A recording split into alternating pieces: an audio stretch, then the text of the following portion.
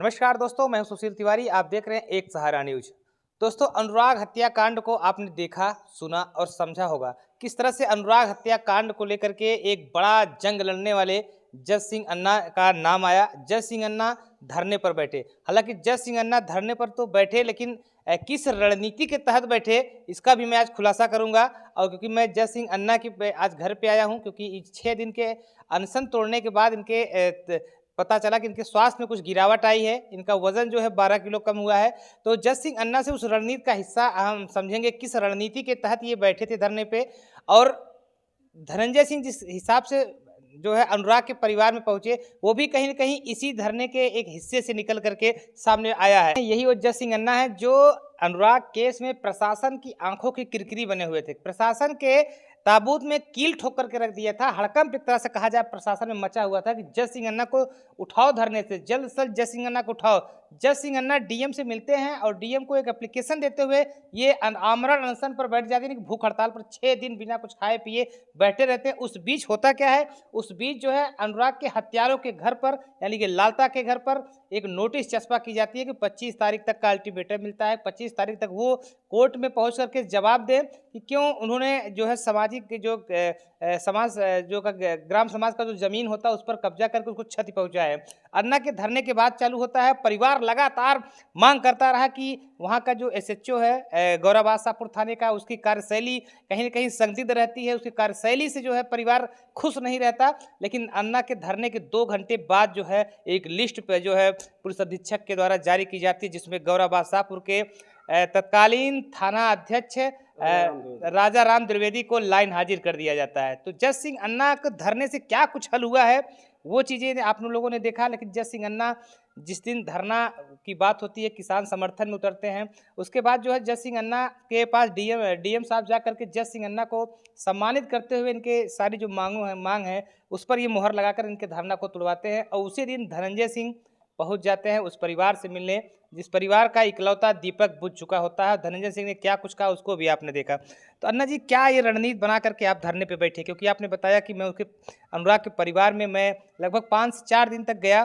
4 से 5 दिन गया, मैं साइकिल से जाता, देखा कि क्या कुछ प्रसाद कर, क्या कुछ आपके दिमाग में आया, कौन सी रणनीति का हिस्सा था? मैं भारत के समस्त श्रोताओं और दर्शकों से इस दर्दनाक घटना का बयान करता हूं और आप अवश्य सुनिए कि ये एक तालिबानी प्रकरण के अनुसार हत्या हुई। ईरान इराक जैसी सरकलम हत्या कहे जाएगी, सद्दाम हुसैन का फरमान जैसे कहा जाएगा। उसका एक भाई ने फरमान जारी कर दिया कि जो होगा देख लिया जाएगा। वो दरोगा था, हत्यारे का भाई दरोगा था, तो जो होगा देख लिया जाएगा। तो सद्दाम हुसैन का फरमान है ना। तो ये तालिबान देश थोड़ी है, हम तो हिंदुस्तानी हैं, यहाँ वेद पुराण पढ़ते हैं, हम तो कोहड़ा का साग और कद्दू खा करके अपनी संस्कृत को जिलाए हुए हैं, शाकाहारी हमेशा रहे हैं। तो हम ये हिंसात्मक बातें क्यों करें? हम तो हमारे देश को चलाना है। हमें हर अपने देश को चारों दिशाओं में, चाहे वो धर्म की क्षेत्र हो, चाहे नीति का क्षेत्र हो, चाहे वो शिक्षा का क्षेत्र हो, चिकित्सा का क्षेत्र हो, अपने को लेकर के चलना है। इतना संतुलित लेकर चलना है कि हर मनुष्य जीवन का 80 वर्ष पार कर सके और समुचित ढंग से। अब 80 वर्ष पार नहीं कर रहे हो भैया, 17 वर्ष में गर्दन काट दे रहे हो, उस व्यक्ति का गर्दन काट रहे हो जो भारत का भविष्य हो, एक होनहार खिलाड़ी हो, कई गोल्ड मेडल जीता हो। जिसको ऐसे गोल्ड मेडल उठाया जा रहा है तो लग रहा है कि कम से कम 1.5 किलो गोल्ड मेडल उसका मेडल ही होगा।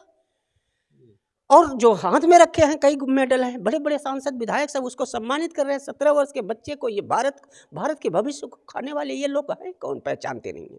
तो ये ऐसे गुंडे बदमाश जो है हर पटीदार में हर जगह हो गए हैं।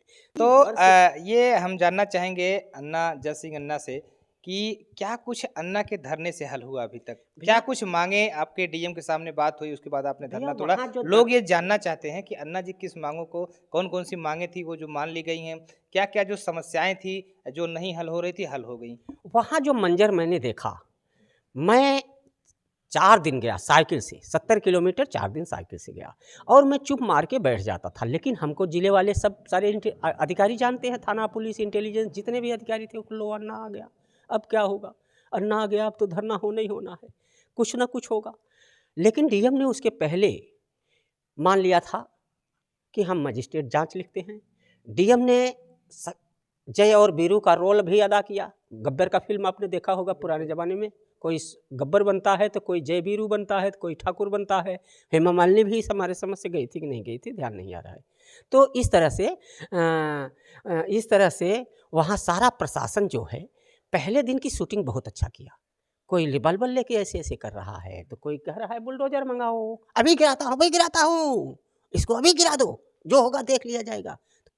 उधर पीछे खड़ा जो है एक एसडीएम जो है पवन यादव, ठीक है सर, ठीक है, आज छोड़िए कल होगा। और फिर क्या हुआ कि वहाँ सब फिल्म की शूटिंग बहुत हाई फाई करके दर्शकों को एकदम अपने कब्जे में करते हुए पूरा प्रकरण को शांत किया कि डीएम एसपी जो है सब इसको करा देंगे।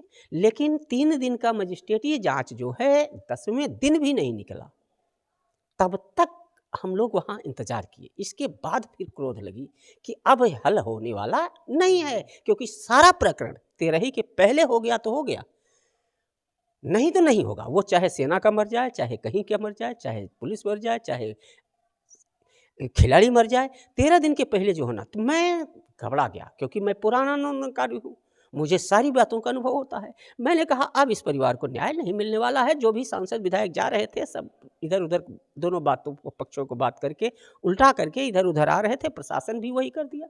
प्रशासन का खूब मन था। पहले दिन जो फिल्म बनी उस फिल्म से ऐसा लगता है कि प्रशासन का बहुत अच्छा मन था।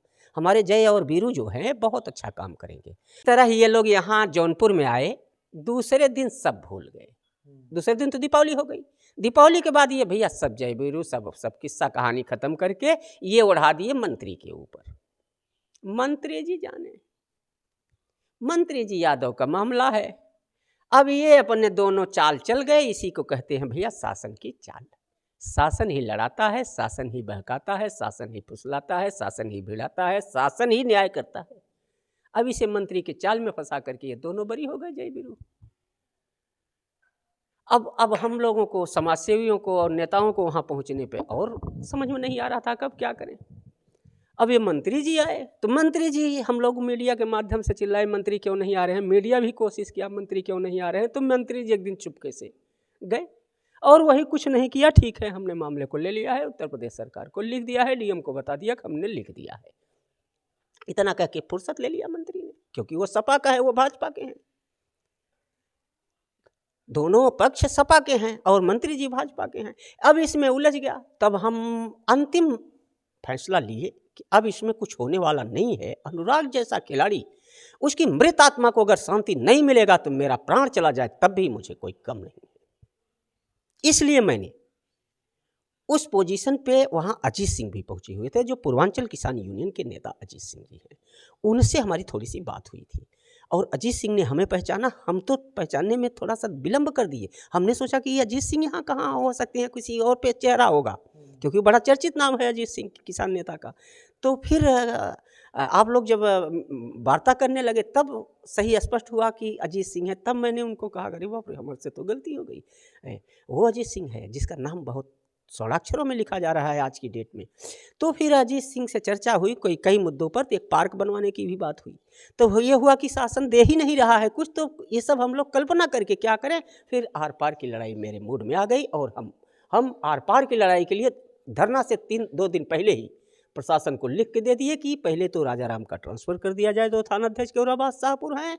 इसके बाद निम्न मांगों को लेकर के हम आमरण अनशन पे आ रहे हैं। अगर हमारी मांगें नहीं मानी जाती तो हम सोमवार से आमरण अनशन करेंगे। और हमने आमरण अनशन किया भैया। 6वें दिन आमरण अनशन तोड़ा। इस बीच में बहुत गर्मा गर्मी हुई। शासन प्रशासन पूरा परेशान रहा, क्योंकि बात लखनऊ से अभी फाइनेंस सुविधा उपलब्ध नहीं हो पा रही थी। सारी बातें फर्जी हो रही थी। नौकरी की सुविधा उपलब्ध नहीं हो पा रही थी। लाइसेंस फर्जी। पवन एसडीएम जो हैं वो गिरीश यादव मंत्री के चहेते हैं, तो गिरीश यादव के पक्ष में वो सारी बातें अपना कर रहे थे। काम हो रहा है, हो कुछ नहीं रहा था। इसलिए अंतिम लड़ाई लड़ना पड़ा। हमारे ज़िले की मीडिया जो है बहुत सही काम की है इस प्रकरण को लेकर के, और जनपद की हर मीडिया एकदम इसको प्रतिष्ठा का सवाल उठाते हुए आत्मा को शांति देने के लिए कि अनुराग हम तुम्हारे साथ हैं, पूरा दौड़ पड़े। इसके साथ वहाँ मीडिया ने जितने लोग नहीं आए थे उन पर भी प्रश्न चिन्ह उठाना शुरू किया। सबसे पहले प्रश्न चिन्ह उठाया कि धनंजय सिंह नहीं आए, तो हमने फिर मीडिया के सामने बयान दिया, उसमें धनंजय सिंह के नाम संबोधन एक शब्द कहा कि माननीय धनंजय भी भैया जहाँ कहीं हो इस पीड़ित परिवार के पास पहुँचें और जो भी आर्थिक सहायता हो दे और अनुराग की फोटो को सीने से लगा लें। लेकिन धरना स्थल था, धरना स्थल का धनंजय सम्मान करते हैं क्योंकि वो नेता हैं भाई, पुराने नेता हैं, तो उन्होंने धरना स्थल का सम्मान किया कि और इसके बाद धनंजय जाते हैं उस पीड़ित परिवार के पास। जैसे ही पहुंचते हैं सारे यमराज भाग जाते हैं और देवताओं का आना शुरू होता है। जब उसका परिवार प्रफुल्लित हो गया तब मुझे लगता है कि देवता आ रहे हैं और यमराज भाग रहे हैं, नहीं तो वो डर के मारे सारे यमराज घेरे हुए थे, कोई देवता नहीं आ रहा था, वो तो सब चहकारी देने आ रहे थे कि हाँ भाई हम आपके साथ हैं, हम आपके साथ हैं, सुख संदेश। तो धनंजय के पहुंचने से मीडिया को धन्यवाद देता हूं जिन्होंने खबर चलाई और धनंजय पहुंचते हैं। धनंजय के पहुंचने से पैसा ही बड़ी बात नहीं, 1 लाख चेक, पढ़ाई का खर्चा, मूर्ति बनवाना, अन्य साधन जो भी है वो देंगे। लेकिन धनंजय के पहुंचने से इतना हुआ कि जो रोए रोए कांप रहे थे, डर रहे थे कि अभी परिवार को मार देगा, अभी ये हो जाएगा, वो हो जाएगा, तो वो धनंजय को यमराज देखने से भागते हैं। हाँ, आज के यमराज जो हैं वो भागते हैं, इतना तो डर है धनंजय का। हाँ, तो उसको जो है समझ में आ गया, पिता को, माता को, बहनों को, कि हमारी सुरक्षा कोई करने आ गया है। तो आभार व्यक्त करता हूँ ऐसे धनंजय का। हम इस प्रकरण की जानते हैं, अभी तो आप प्रश्न करने लगेंगे कि और प्रकरण और जगह है और जगह है, तो हर प्रकरण का अलग अलग मुद्दा होता है, अलग अलग जिम्मेदारी होती है। इस प्रकरण में धनंजय ने विशेष बाजी मारी है। बिल्कुल, अगर धनंजय की बात करें तो जहाँ भी कोई गरीब तबका होता है उस वहाँ धनंजय सिंह अक्सर खड़े हो जाते हैं। देखा जब एक पत्रकार के हाल ही में मदद किया, और भी कुछ परिवारों को ले जा करके मनमोहन सिंह जी से, जब प्रधानमंत्री हुआ करते थे उस समय में, उनसे मिलवाए, तो गरीबों को कहीं न कहीं जो मसीहा कहा जाता है धनंजय सिंह को, तो वो मसीहा बनकर उस परिवार के लिए भी पहुँचे और तमाम जो वहाँ समस्याएँ थी जिसकी वजह से परिवार बिखर सकता था, तो उस बिखेरपन को समेट करके धनंजय ने वहाँ एक भरोसा दिया, भरोसा बल्कि विश्वास दिया कि परिवार की तरफ, इस परिवार की भी हम मदद करेंगे। तो डीएम साहब ने आपको, मैं देखा एक पट्टा पहना रहे थे, पट्टा पहना करके आपका अनशन तुड़वाया गया, तो क्या कुछ डीएम साहब से बातें हुई किस देखा, मुद्दे को लेकर के? हम अब एसडीएम पवन और जितने जिले के अधिकारी हैं वो सब कोशिश किए 6 दिन कि आमरण अनशन ना हो, कोई एक मर गया तो दूसरा ना मरे। उनका, अधिकारियों का बस एक मकसद था कि एक मृत्यु तो हो गई, दूसरी मृत्यु मत लो। और हम एक जिद्दी टाइप के आदमी हैं, हम पानी छोड़ देते हैं तो नहीं लेते। हम सोचते हैं कि महीनों खिसकाने से अच्छा है कि 5, 6, 7, 8 दिन में ये मामला समाप्त हो जाए, या करो या मरो, मृत्यु हो जाए, ठीक है।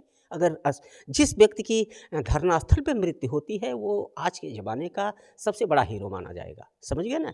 तो इसमें हमको डर नहीं थी कि हम मर जाएंगे तो कोई लाश उठाने वाला नहीं हो, तो 16 अक्षरों में लिखा जाता है कि फला धरना स्थल पे मृत्यु हुई। आज के नेता ऐसा सोचता भी नहीं है, ना करता है, ना परमिशन मिलती है। तो ये अंतिम क्षण का ब्रह्मास्त्र कहा जाता है, करो या मरो का ब्रह्मास्त्र छोड़ना नहीं चाहिए। लेकिन हमारे पास भैया समय नहीं था, 13 दिन बीत, 13वें दिन था, 13वें दिन आ जाता तो ये एकदम प्रकरण समाप्त होता। न मीडिया का इतना परिश्रम काम आता, न तो किसी और का। इसलिए मैंने ये ब्रह्मास्त्र छोड़ा था और वो ब्रह्मास्त्र सही सफल हुआ। और हमारे मीडिया वालों ने, श्रेय है कि मीडिया वालों ने इसको पूरे भारत में टहला करके उनको घुटने टिका दिया जौनपुर शासन को। जौनपुर शासन बेबस हुआ। अंततः तमाम प्रयास के बाद दिन भर में 3 प्रयास दिन भर में उसी दिन हुए। इसके बाद लास्ट में अंतिम क्षण जो है डीएम साहब खुद प्रयास किए, तब हम लोगों ने मान लिया कि चलो डीएम साहब कह रहे हैं।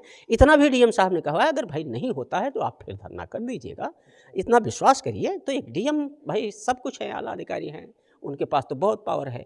तो इस तरह से धरना हमारा समाप्त हुआ। डीएम का वो एक अंगवस्त्र कहा जाता है। डीएम अगर किसी को इस तरह से सम्मानित करते हैं तो वो एक विशेष सम्मान होता है। अपने ऑफिस में अगर किसी को सम्मानित करते हैं, विशेष क्योंकि डीएम प्रोटोकॉल में होते हैं, प्रोटोकॉल में किसी डीएम का सम्मान पाना बहुत बड़ी बात होती है। और उन्होंने हमारी तारीफ़ की और हमारे बच्चे से भी उन्होंने मुलाकात की और कहा कि पैसे के लिए जो कमी हो हम देंगे, आप पढ़ो, बाहर भी पढ़ो, कोई दिक्कत नहीं है। और हमारे कार्यों की प्रशंसा करते हुए कहा अगर ना आपके सारे कार्य माने जाएंगे, इसमें हमारा विश्वास रखो, जितना भी हो सकता है हम खुद करेंगे। किसी उस परिवार को जब तक है, हम पूरी, अभी हम लोगों की रणनीति चल रही है, उस रणनीति के तहत हम लोग हल करेंगे, आप चिंता न करें। और देश का हमने सवाल भी उठाया कि हर गांव में अपनी ज़मीनें अगर नपवा लेते तो हमारा 75% मुकदमा समाप्त हो जाता। सारा मुकदमा तो आपके जीएस बंजर चक्रोट और नवीन परती नाला और तालाब भीटा से है। तो उन्होंने कहा कि हम इस पर प्रकरण पर हम लोग थीसिस कर रहे हैं, हम लोग एक अभियान चलाएंगे, तब तक के लिए आप हमको इजाज़त दीजिए। तब हम जाके जूस पिए हैं। उनका डीएम साहब ने खुद जूस अपने पैसे से मंगाया, हम उनका जूस पिए। इसके बाद अंगवस्त्र उन्होंने पहनाया और फिर हम लोगों का चाय पिलाया। स्पेशल आदेश उन्होंने किया कि चाय पीजिए, कॉफ़ी पी करके तब हमारे ऑफिस से जाइएगा, जिससे कि आपको किसी प्रकार का मन में ठेस न पहुँचे कि डीएम साहब ने आपकी बात नहीं माना। तो इस तरह से हम इस प्रकरण में भैया देश के से बस एक आग्रह करते हैं, प्रधानमंत्री से और मुख्यमंत्री से, उत्तर प्रदेश के सभी अधिकारियों से, केंद्र के सभी अधिकारियों से, माननीय सभी मुख्यमंत्रियों से कि ये सर कलम करने वाली घटना देश में दोबारा ना हो। क्योंकि अगर आप दोबारा करते हैं तो तालिबानी सिस्टम, ईरान इराक सिस्टम होगा और हमारे सारे बच्चे निर्भीक होकर के स्कूल जाते हैं, क्योंकि हमारे पास विकसित भारत अभी पूरा हो नहीं पाया है। तो सारे बच्चे साइकिल से जा रहे हैं, पैदल जा रहे हैं। तो अगर कत्लेआम एक पटीदार दूसरे का करता ही रहेगा तो सब भयभीत हो जाएंगे। हमारा पूरा प्रयास 78 वर्षों का नष्ट हो जाएगा। 1000 वर्षों तक गुलाम रहा भारत। हमारा प्रयास जो प्रारंभिक है, प्रारंभिक में ही हम टूट जाएंगे तो विकास नहीं कर पाएगा। इसलिए हम अपनी पुरानी संस्कृति को दया करो, जियो और जीने दो को सिद्धांत के आधार पर विकास करते हुए हम शासन से मांग करते हैं कि एक ऐसी पद्धति विकसित की जाए जो फिर हम 50 वर्षों तक धार्मिक दृष्टि से आगे बढ़ें, जिससे कि हमारी आबादी बढ़ रही है तो मैं मार जरूर करूँगा, झगड़ा जरूर करूँगा, मकान बनाने के लिए करूँगा, खूंटा गाड़ने के लिए करूँगा, ट्यूबवेल जलाने के लिए करूँगा, चलते रास्ते धक्के लगने के लिए करूँगा, तो हमारा विवाद कम हो। अगर विवाद कम होगा तो हमारा भारत बहुत तेज विकास करेगा और हम लोग अगली पंक्ति के लिए तैयार होंगे। विश्व की सभी ये देशों को हराते हुए हम अग्रिम पद में जाएंगे, लेकिन अपनी कानून व्यवस्था को बहुत सुदृढ़ करना होगा। मैं देश के समस्त अधिकारियों से ये आग्रह करता हूं कि हर गांव में अराजक तत्व हैं। उस अराजक तत्वों को आप इंटेलिजेंस अधिकारियों की निगरानी में, ये हमारी 8वीं 9वीं मांग थी, इंटेलिजेंस अधिकारियों की निगरानी में जितने भी अवैध शस्त्र गाँव में किसी के पास हों वो सब इकट्ठे किए जाएँ। इंटेलिजेंस अधिकारी इकट्ठे कर लें और किसी भी पुलिस को उसमें शामिल न किया जाए। थाने वालों को, सामने वाले सब जानते हैं, लेकिन वो पैसे लेके छोड़ते रहते हैं। इसलिए पद्धति को बदलना जरूरी है। इंटेलिजेंस अधिकारियों को भी विश्वास है, वो नए आएंगे तो भ्रष्टाचार कम करेंगे, वो सारे हथियार को निकालने की गांव से कोशिश करेंगे। युवा जो हमारे गुमराह हैं उनको रास्ते पर लाया जाए और देश का तीव्र गति से उन्नत किया जाए। इस प्रकरण पर हम लोगों को सफलता बहुत मिली, शासन घुटने टेका। इसका ज़्यादातर श्रेय जो पूर्वांचल किसान यूनियन के नेता अजीत सिंह हैं उन्होंने धार दे दिया, क्योंकि जब प्रशासन हमारे ऊपर बहुत हावी हो गया 5वें दिन कि अब आपको किसी भी परिस्थिति में हम यहाँ नहीं छोड़ेंगे, क्योंकि डॉक्टर ने जवाब देना शुरू कर दिया है, आपकी पेशाब बंद हो चुकी है, अब खतरे का निशान पार करते हैं, ये मृत्यु हो जाएगी तो शासन का कोई अधिकारी बड़ा सस्पेंड भी हो सकता है। हमको पूरी कोशिश की है। इतने में जौनपुर की मीडिया कहीं जा रही थी, वो रास्ते से लौट करके पुनः घटनास्थल पर हमारे पास पहुंचती है। कुछ मीडिया पहुंचती है और तुरंत घेर लेती है। एसडीएम फ्लाप साबित होते हैं और एसडीएम घुटने टेकते हुए फिर हमको छोड़ देते हैं। एम्बुलेंस दो आती है लादने के लिए, लेकिन खाली वापस जाती है। इसके बाद भैया हम अगला अभियान अपना सफल करते हुए हम आप मीडिया बंधुओं को, श्रोता बंधुओं को और जितने भी हमारे इस दर्द में शामिल हुए हैं सबको प्रणाम करते हुए हार्दिक शुभकामनाएं देता हूं। और मैं अजीत सिंह पूर्वांचल किसान नेता को बार बार बधाई देता हूं। उन्होंने कहा कि धरना नहीं टूटेगा जब तक मांगे नहीं मानी जाएंगी। हम लोग किसान नेता हैं, प्रतिदिन 2 बस लगाएंगे और हर क्षेत्र से लगाएंगे। तो यह साहस उनका बड़ा अच्छा रहा और जैसे ही वो आए शासन हिला और मीडिया ने कवरेज करते हुए मीडिया ने भी घुटने टिकवाया। इसके लिए मैं आपका आभार व्यक्त करता हूं और मैं अपने को गौरवान्वित महसूस करता हूं कि ऐसे प्रकरण में हमको सेवा करने का मौका मिला। और भैया अगर उसका बाप मुझे रात में बुलाता है, आधी रात में बुलाता है, या जिले का कहीं भी कोई केस हुआ मुझे बुलाया गया, तो मैं साइकिल से उसको हल कर दूंगा। धन्यवाद। बहुत बहुत धन्यवाद अन्ना जी आपका। आपसे बातचीत करके भी ये लगा कि समाज में अभी ऐसे बहुत से समाज सेवी हैं जिनके पास देने के लिए कुछ तो नहीं है, लेकिन न्यौछावर करने के लिए बहुत कुछ है। अगर कहा जाए तो तमाम यही करोड़पति समाज सेवी हैं जो कि फ़ोटो खिंचवाने के लिए तमाम चीज़ों में पैसे को दे करके मदद करते हैं। सिंह अन्ना जो है एक क्रांतिकारी नेता हैं जो कि इन्होंने कहा कि आमरण अनशन वो प्रदर्शनकारियों का एक वो बड़ा जो है ब्रह्मास्त्र होता है। जब सारी ताकतें फेल हो जाती हैं तब हम लोग इसको अंतिम में अपनाते हैं और इससे आर पार की लड़ाई लड़ते हैं। एक जो है प्रदर्शनकारी ये चाहता है कि उसके धरना स्थल से उसकी लाश उठे तो स्वर्णिम अक्षरों में लिखा जाता है, क्योंकि जिस तरह से अनुराग के हत्याकांड को आप लोगों ने देखा और उसमें जिस तरह से प्रशासन की लापरवाही लगातार सामने आ रही थी, जैसा कि परिवार के लोगों का जो आरोप था कि थाना अध्यक्ष की वजह से हुआ, प्रशासन उनकी कोई सुन नहीं रहा, मदद नहीं कर रहा।